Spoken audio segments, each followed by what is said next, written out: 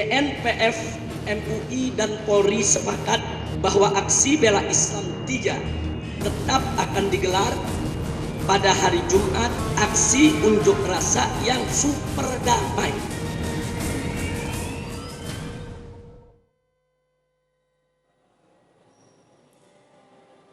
Pak Hamdan, sangkaan makar bukanlah sesuatu yang ringan karena maksimal seumur hidup bahkan minimal 15 tahun. Betul, sangat berat. Makar itu membahayakan negara dan membahayakan kepentingan masyarakat, makanya hukumannya berat sekali.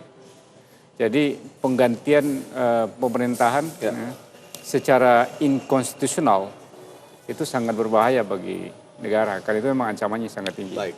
Saya terlebih dahulu akan menyapa Ibu Ernalia Sri Bintang, istri dari Sri Bintang Pamungkas yang menjadi salah satu orang yang ikut ditangkap polisi pagi tadi. Sri Bintang ditangkap di rumahnya. Selamat malam Bu Erna. Selamat malam Pak. Bu Erna, tadi pagi Ibu sempat datang ke Makobrimob tempat suami Anda diperiksa. Apakah Ibu sempat bertemu dengan Pak Sri Bintang? Saya datang ke sana sekitar jam 12 sehingga sekitar jam 4, tetapi tidak bisa menemui Bapak. Alasannya apa Bu yang diberikan oleh polisi? Alasannya belum selesai pemeriksaan. Ternyata pemeriksaan baru dimulai jam 2. Artinya komunikasi antara Ibu dengan suami Anda, Sri Bintang Pamungkas, hanya melalui lawyer, seperti itu Bu? Ya, tidak bisa melalui telepon. Telepon diambil. Baik. Bu, suami Anda disangka melakukan makar. Sesungguhnya apa yang dilakukan oleh Sri Bintang Pamungkas sehingga polisi menyangkakan tuduhan makar itu? Saya sebagai orang awam, setahu saya makar itu ada senjata, ada rancangan, rencana, penggulingan, darah-darah, begitu toh. Tapi apa yang dipegang oleh mereka yang 10 orang ini? Di mana kekuatan mereka? Jadi nggak gampang kalau mau bilang makar. Apakah selama ini suami Anda aktif terlibat dalam rapat-rapat untuk membahas permasalahan bangsa ini, Bu Erna? Ya, namanya dia seorang dosen. Kalau membahas mengenai Cina-Cina yang masuk ilegal, ya itu selalu dibahas sama mereka. Kalau membahas bagaimana inginnya mereka kembali ke Undang-Undang Dasar 45 yang asli, itu tentu dibahas sama mereka. Tetapi tidak ada yang disebut makar. Kalau kami ingin sidang istimewa MPR, itu adalah hak kami sebagai rakyat. Pergi ke DPR. Karena DPR itu, MPR itu adalah rumah kami, rumah rakyat. Bu Erna, Ibu sempat menjelaskan suami Anda sempat mengcopy atau memprint file yang berisi tentang isi permintaan Sri Bintang Pamungkas kepada MPR. Tanggal 1 pagi dia menulis, kemudian jam 8 dia sudah mulai pergi mengkopi. Kemudian jalan dengan Dahlia. Dahlia itu siapa Bu? Dahlia itu pengacara. Pergi ditemenin ke DPR MPR. Apa isi surat itu Bu Erna? Surat itu isinya meminta sidang istimewa MPR. Dengan tujuan kembali ke Undang-Undang Dasar 45 secara murni. Artinya kembali ke UUD sebelum hasil amandemen ya? Ya, sebelum amandemen. Dan Pak Sri Bintang juga meminta agar MPR mencabut mandat Presiden dan Wakil Presiden. Benarkah itu tercantum dalam surat itu? Benar. Itu adalah hak rakyat untuk minta sidang istimewa MPR untuk mencabut mandat Jokowi JK. Apakah dalam mengkonsep isi surat tersebut Sri Bintang juga berdiskusi dengan pihak-pihak lainnya ataukah itu hanya pemikiran murni dari seorang Sri Bintang Pamungkas? Pemikiran murni dari Sri Bintang. Dia ngeprint sendiri, kemudian setelah dia pergi ke DPR, kopinya dia tebuskan ke Panglima. Apakah Ibu tahu proses penulisan surat tersebut oleh suami Anda? Orang di rumah dia ngetiknya. Baik, dan artinya surat tersebut belum pernah sampai ke DPR MPR maupun ke pihak lainnya Bu ya? Sudah sampai dong. Sudah sampai? Tanggal 1 disampaikan. Baik. Penerimanya juga ada. Baik Bu Erna, terima kasih atas waktunya berbincang bersama kami di Talk to iNews. Ya. Selamat malam Bu. Terima kasih. Malam. Pak Asep, ada tanggapan dari pernyataan Ibu Erna tadi? Saya pikir gini, karena saya nggak tahu soal materi, substansi yang tahu kan Bu Erna dan pihak kepolisian. Betul. Saya tidak posisi untuk itu. Yang penting ini, kalau memang nanti disangkakan makar dan dijadikan tersangka, berarti polisi punya cukup bukti ya atau bukti permulaan. Nah, apakah bukti permulaan benar atau tidak, yang tahu nanti hukum yang akan mengujinya. Nah, sekarang saya pikir yang tahu sekali lagi polisi, saya tidak tahu. Yang penting kalau hukum, apakah seorang menyatakan makar atau tidak, dia harus memenuhi unsur-unsur pasal saat misalkan 106, 107 dan seterusnya 110.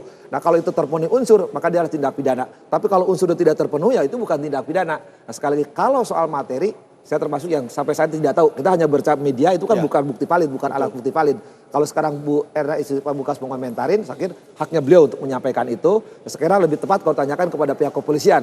Kenapa kepolisian menyatakan Sri Bintang Pamungkas atau 8 lainnya itu nyatakan tersangka. Yang tahu saya pikir kepolisian, yang tahu bukti permulaan tadi atau cukup bukti tadi. Baik, Pak Muhyiddin, ada komentar dari pernyataan istri Sri Bintang Pamungkas tadi? Saya melihatnya kalau sekedar permintaan sifatnya individual yang itu sah-sah saja karena pendapat pribadi. Karena untuk memenuhi permintaan tersebut harus melalui mekanisme yang dijamin oleh undang-undang, diatur oleh undang-undang, tidak semudah yang diharapkan oleh kita. Oleh karena itu, untuk sementara waktu saya melihatnya ya mudah-mudahan itu tidak termasuk makar kalau menurut kami, karena kami sendiri belum tahu secara pasti. Dalam hukum Islam itu makar itu harus diawali pertama dengan perencanaan, kemudian dengan tindakan nyata. Nah, kalau sudah dua unsur itu terpenuhi, maka itu dianggap makar apabila dia melanggar konstitusi dan hukum yang dipegang oleh sebuah negara. Baik, Pak Marsudi. Makar itu dalam istilah lain dikenal juga dengan bughot. Ya, bughot itu adalah keinginan seseorang atau kelompok untuk menggulingkan satu pemerintahan yang sah. Nah, kalau ini dikaitkan dengan 10 orang yang ditangkap, apakah ini sudah termasuk ke situ apa belum?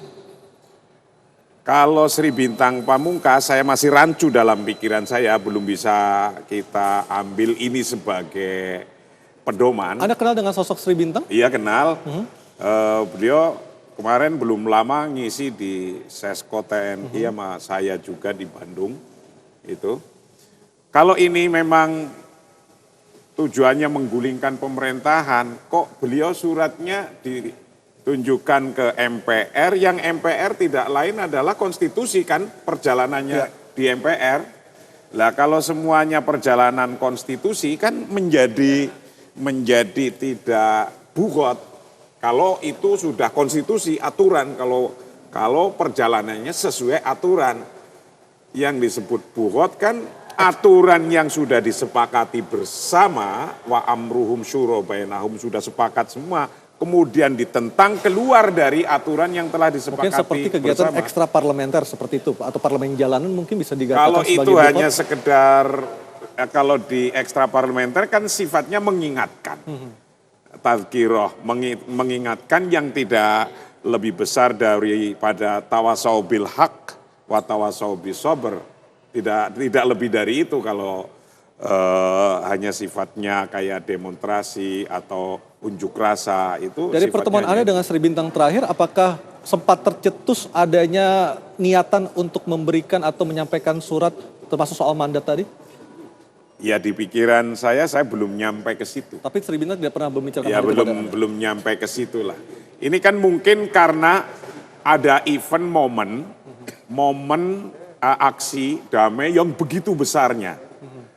Bisa saja ada di antara 10 orang ini niatnya mau mengkaitkan niatnya, keinginannya. Tapi mungkin saya bisa salah mau mengkaitkan ini. Tapi aksi super damai ini sudah diprotek dan di-announce gitu bahwa kalau yang berbeda dengan aturan aksi super damai, Silakan bukan ditindak, golonganku, bukan silakan golongan. keluar. Atau bahkan memberikan peluang kepada polisi, tangkep aja gitu ya. Gampangannya kan ngomong begitu. Nah inilah keuntungan aksi super damai sudah membuat barrier atau batas-batas biar kalau ada orang berbuat sesuatu yang melebihi batasnya yang apa telah disepakati, itu polisi bisa langsung krep. Nah apakah ini semua ada kaitannya dengan itu? Nah gitulah kira-kira. Dan pemirsa, usai pariwara kami akan berdialog dengan Humas PN Jakarta Utara untuk mengetahui jadwal sidang perdana dengan tersangka, saat ini masih status tersangka, Basuki Cahayapurnama dalam kasus dugaan penistaan agama. Talk to iNews akan segera kembali.